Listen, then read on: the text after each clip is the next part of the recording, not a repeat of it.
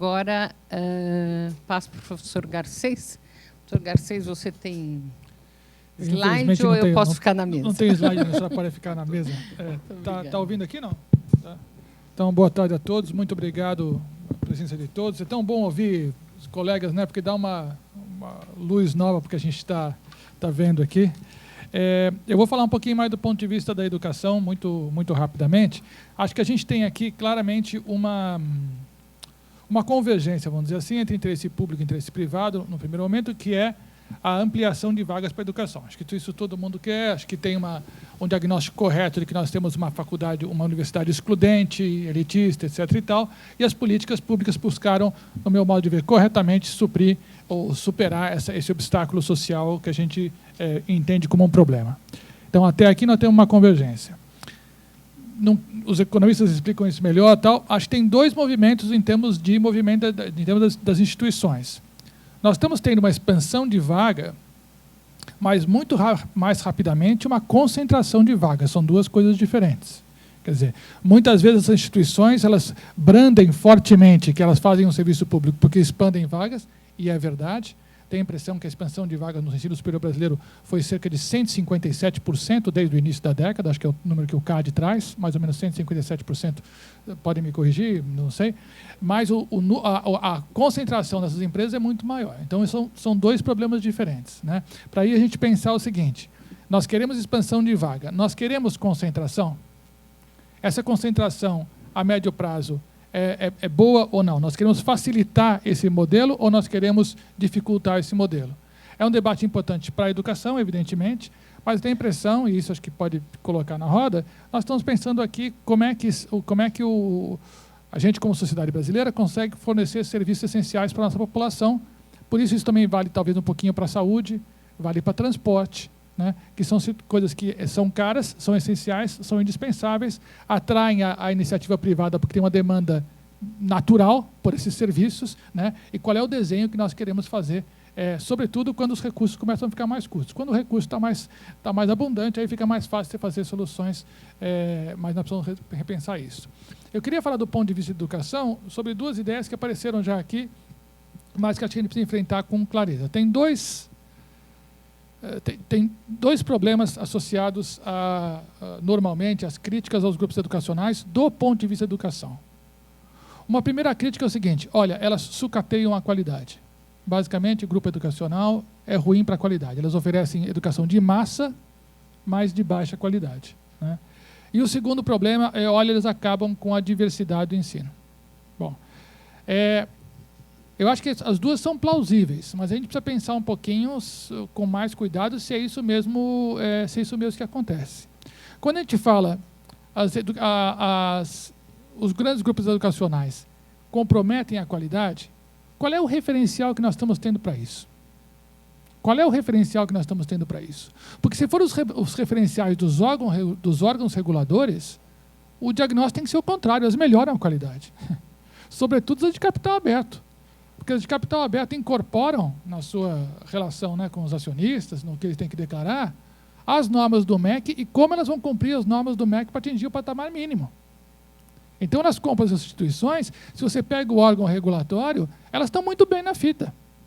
Pelo contrário, elas querem regulação, porque elas têm muito mais perna para isso do que a faculdade privada que não tem a equipe deles. Portanto, a faculdade privada muitas vezes não consegue atingir esse nível do MEC, né? Daí perde fôlego, se torna mais barata, se torna mais factível de ser adquirida por uma delas. Então, se o nosso fundamento para dizer que elas estão piorando a qualidade é o resultado de indicação do MEC, nós estamos falando bobagem, porque elas oferecem uma qualidade que o MEC reconhece como aceitável. Então, se nós achamos que isso não é verdade, nossa briga não é com elas, nossa briga tem que ser com o MEC. Tá certo? Isso é uma outra coisa. Não, no direito o pessoal gosta de falar, não, o índice não é esse, não é do MEC. O problema é o nível de aprovação delas nos concursos da OAB e nos exames públicos, para as carreiras públicas. Nesse caso, talvez não tenha melhorado, mas piorar também não piorou. Que não é porque a faculdade em Ocuné da Serra foi comprada pela Croton que ela está aprovando menos. Você nunca aprovou ninguém, continua não aprovando ninguém. Então, não houve uma piora por causa... A gente não pode postular uma causalidade direta da compra do grupo educacional para a perda de qualidade aqui. Então, o lugar de qualidade aí também não está. Né? Daí fala assim, não, mas a questão da qualidade está vinculada ao mercado. Né? O mercado que não está... que diz que isso é uma qualidade. Mas, olha, é interessante porque essas pessoas vão às faculdades e muitas vezes têm uma empregabilidade grande, que aí nós vamos pensar um pouquinho, que eu acho que é o grande dilema que está por trás de que os grupos educacionais talvez se aproveitem, mas que não criaram. Que é o seguinte, no Brasil, a certificação tem um valor por si só. Quando nós queremos fazer investimento na educação, nós queremos fazer um investimento na qualificação profissional. Para o país, como o André colocou, né? Essa é a externalidade positiva, ou seja, nós vamos ter uma pessoa mais competente. Por que a pessoa ganha mais? Não é porque ela ficou mais bonita porque fez a universidade. Apesar da mesa aqui, todo mundo muito bonito porque fez... Não é porque ela ficou mais bonita porque fez a universidade, é porque ela é capaz de gerar mais riqueza. Ou seja, é capaz de gerar mais riqueza, eu te remunero mais, é tão simples assim.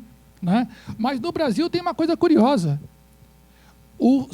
É tão precário o nosso sistema educacional que o cara que tem um diploma universitário, pelo menos sabe ler, pelo menos faz uma conta, pelo menos ele consegue salvar uma coisa no computador.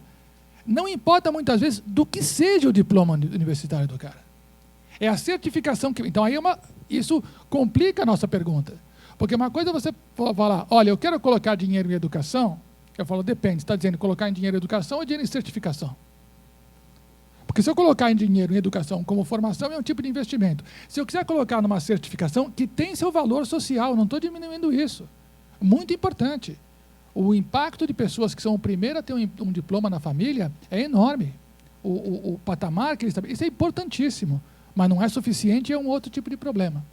Então, esse terceiro critério para a qualidade, olha, o mercado está aceitando, também não sei se é muito positivo, se é muito eficiente para a gente fazer a questão do que é a qualidade. E eu acho que a gente precisa discutir melhor o que nós queremos dizer com qualidade de ensino para não cair, não tentar legitimar uma espécie de senso comum que, no meu modo de ver, tem algo de elitista sim. Ou seja, olha, esse cara não devia ter chegado à faculdade. Esse cara fez um ensino fundamental e médio miserável no ensino público e, portanto, ele não pode ser um bom aluno universitário, certo? Se esse é o argumento, ele precisa ser esmiuçado com muito cuidado, não é? Porque senão a gente vai falar da qualidade do ensino superior e tentar justificar o fechamento das portas do ensino superior, ao invés de melhorar a qualidade do ensino primário, fundamental e médio. Então, a minha primeira coisa é o seguinte, olha, não acho que dá para a gente jogar nas costas dos grupos educacionais, pelo menos à primeira vista, uma piora da qualidade de ensino, sem que a gente diga, primeiro, o que é qualidade de ensino, e segundo, se a gente defina quais são os parâmetros aqui. Até agora, os parâmetros que nós temos oficiais não nos indicam isso. Nenhum deles indica isso. Por outro lado, há um sentimento de que eles não estão formando. Mas é a universidade brasileira que não forma, ela certifica. E certifica porque há um valor social para o egresso desse certificado, mas não para a sociedade. E aí eu fico com um investimento muito alto. Porque não adianta ter um cara que vamos supor, advogado, que para ele é bom, porque ele vai ganhar um pouco mais, vai poder fazer um concurso público, sei lá o que, para escriturário, com esse certificado, mas ele não consegue aportar o tipo de ganho que a sociedade espera de um advogado. Então, aqui é um problema importante que ajuda a entender o mercado brasileiro no meu modo de ver, para os grandes grupos, mas que a gente não pode atribuir aos grandes grupos a causalidade primeira disso aqui. Agora, tem um outro problema que esse eu acho muito sério, que é o problema da diversidade. Aí, sempre aqui me expondo à crítica dos economistas e dos colegas, mas me parece, quer dizer, eu tive uma experiência começo por essa experiência pessoal. Dava aula numa faculdade, que era uma faculdade familiar, típica história, né? Era ibero-americana aqui na Brigadeiro Luiz Antônio, era da família Morejon, né? Muito tradicional, faculdade, foi crescendo, e ela foi comprada, quando eu estava terminando já minha carreira lá, ela foi comprada pelo grupo Anhanguera. E foi lá o presidente da Anhanguera, falar para nós professores que aquilo realmente era a nossa libertação, né? Que aquilo era muito bom para nós. E ele falou uma coisa muito importante para mim. Aí ele falou, olha, meu sonho é o seguinte, o aluno vem aqui na Ibero e tem a sua aula de número 15 do curso de língua inglesa. Ele teve que viajar para Goiânia a trabalho. Tem uma unidade em Anguera lá que dá curso de língua inglesa, ele assiste a aula de número 16 lá, sem nenhum problema. Esse é o sonho dele, né, de conseguir ter uma unidade total. Claro, por quê? Porque todo curso de gestão, todo curso de administração, em escala é muito, muito melhor. Mais ainda, os caras compravam direito autoral de livros, acho que até de professores bons, professores conceituados, tá certo? De novo, a questão da qualidade precisa ser pensada. Compravam um livro, só que eles vendiam para toda a rede. Então, a mensalidade era muito barata, assim que eles quebravam as pernas das outras instituições. Primeiro ano, estava todo mundo cobrando 450, eles entravam no mercado cobrando 180. Só que eles também vendiam, se você quisesse, na matrícula, material didático, que você comprava parcelado junto com a coisa, aí era mais 30 por mês. Queria pedir um certificado, mais R$10. Então, mas eles ganhavam em escala. Esse é um problema sério, eu acho. Por quê? Porque eles tendem a ter o mesmo programa, o mesmo currículo, o mesmo material didático, para não importa que região do país, não importa que necessidade, nenhuma coisa. É a mesma perspectiva que vai para todo lado. E isso eu acho gravíssimo, porque essa é uma diferenciação da educação, e para o direito eu acho ainda mais grave. Se nós queremos uma sociedade democrática e plural, nós não podemos ter um modelo único de ensino, sobretudo de direito. Se nós reduzirmos o nosso tipo de reflexão jurídica a 3 ou 4 autores, está todo mundo agora pensando em Alexis Dworkin, pronto, o Brasil é Alexis Dworkin, não tem mais nada, vai haver um empobrecimento da nossa capacidade de pensar política e de pensar coisas diferentes, e vai ter uma desnaturalização da diversidade, que nós estamos pagando um preço disso.